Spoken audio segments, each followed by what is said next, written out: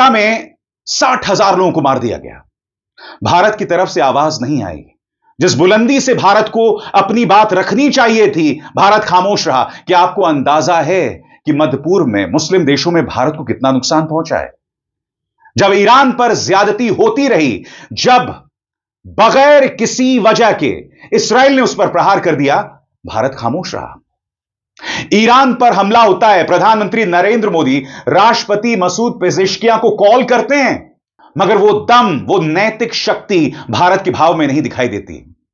आपको अंदाजा है कि हमारी विदेश नीति की नाकामी किस तरह से पूरे देश को आईना दिखा रही है।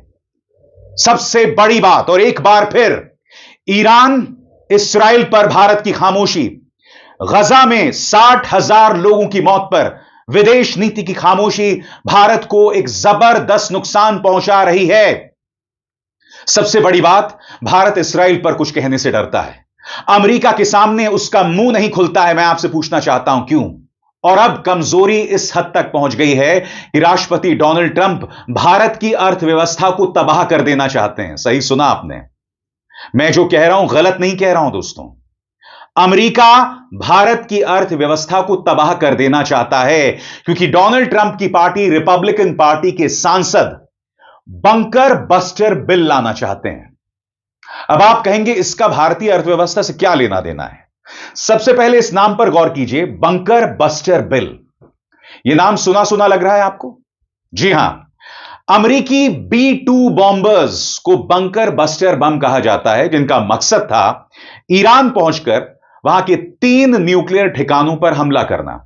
बंकर बस्टर यानी कि निशाना जमीन के चाहे जितना भी नीचे हो, यह बॉम्ब्स गिरते हैं और उसे नेस्तनाबूद कर देते हैं।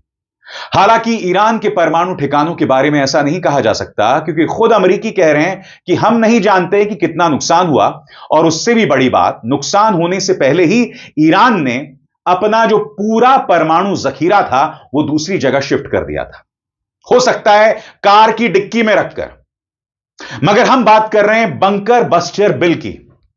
क्या आप जानते हैं, रूस पर दबाव बनाने के लिए डोनाल्ड ट्रंप की पार्टी, उनके करीब 80 सांसद बंकर बस्टर बिल लाना चाहते हैं, जिसका मकसद है कि जो लोग रूस के साथ व्यापार करेंगे उन पर 500% टैरिफ लगाया जाए। और भारत खामोश है।